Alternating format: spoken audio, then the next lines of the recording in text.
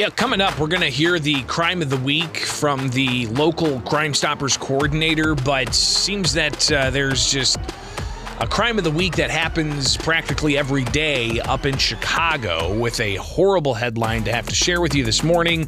From the Chicago Tribune, Chicago police officer with bright future ahead of him identified after being fatally shot on Southwest Side in exchange of gunfire. And just reading here a bit from the Chicago Tribune, Chicago police officer was badly wounded during a shootout with a gunman Wednesday on the Southwest Side, succumbed to his injuries, officials said. Chicago Police Superintendent David Brown told reporters outside Mount Sinai Hospital that the male officer, who was shot multiple times, had died.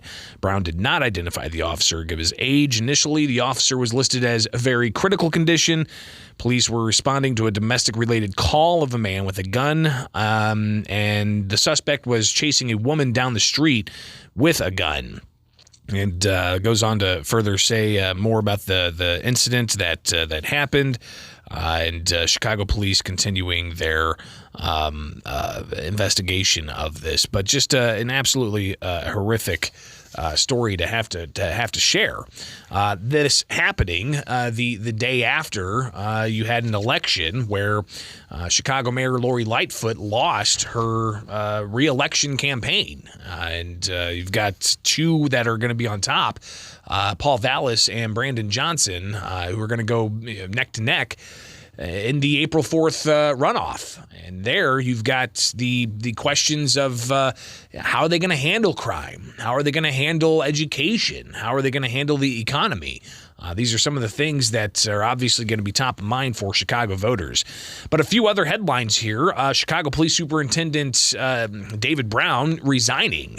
So you've got, after Lori Lightfoot lost, David Brown, he's stepping down from that top spot, and that'll be March 16th when he's no longer going to be Chicago's police superintendent. So what are some of the things that maybe the likes of Governor J.B. Pritzker is looking at when it comes to who should be the Chicago mayor next? He was asked that question down here in Springfield as to what exactly he's looking for. Is he going to endorse anybody? Here's Governor Pritzker reacting. Yeah, I'll be listening and watching again. I think they have to articulate more than just, in a messy primary with 9 candidates. It's frankly a cacophony, I think, for most people. And so I do think they're going to have to articulate and, direct their message. What is their primary message? And it's going to be, focused on what are they going to do about education? What are they going to do about healthcare? What are they going to do about public safety? What are they going to do about creating jobs? Those are all important things that I don't think have been, fully fleshed out by either one of those candidates.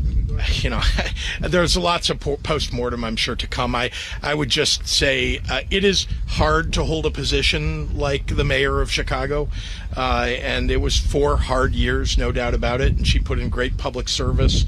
Anybody that's willing to sacrifice like that, I think I want to congratulate on their willingness to do so. So again, Governor J.B. Pritzker sharing some thoughts yesterday about Chicago's electoral outcome with Lori Lightfoot losing and the 2 top vote getters going off to a runoff. And he wouldn't say exactly who he's going to support there, but Paul Vallis being a former CEO of Chicago Public Schools, and Brandon Johnson, a former teacher and Cook County commissioner who has immense support from the Chicago Teachers Union, and apparently some controversy as well from the union using union dues and giving a loan to Johnson, and some of the teachers union members not too happy about that. It kind of goes to the argument against forced union membership when people don't want their dollars to be used for politics. It was one of the major arguments why the Janus v. AFSCME case was successful in the U.S. Supreme Court, and that's highlighted again by another instance in Chicago of that kind of controversy happening.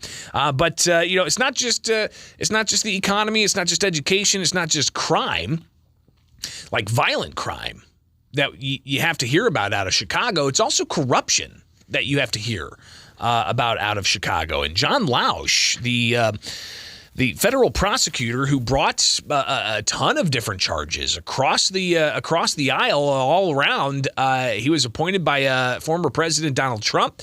The U.S. senators from Illinois urged President Joe Biden to keep him on because he was doing good work.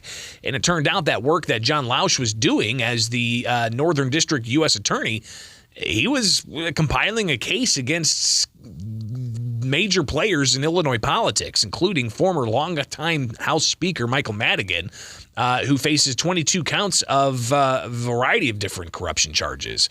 So John Lausch, he's done. He's announced his retirement, and his role was pretty integral in cracking down on all kinds of corruption cases, let alone all the COVID fraud cases he brought forward, and so on. So it'll be interesting to see what he does with his career after he retires on March 11th. But he brought the case against Madigan, against ComEd, against AT&T, against Madigan Confidant, and some of those trials are going to be persisting here on throughout. So pretty fascinating there. One of the things that kind of highlights, again, some of the problems out of Chicago, it's not just the violent crime, it's the political crime. Political operative sentenced to more than 5 years in prison for an array of corruption, including red light camera scheme.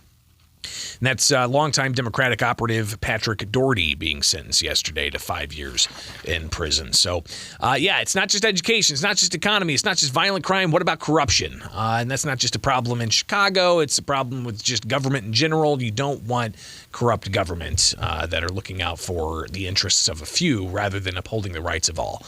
Interesting stuff out of Chicago, and we'll see ultimately what happens here in about a month's time. That's also when Springfield's going to have its mayoral election. So a lot of moving pieces.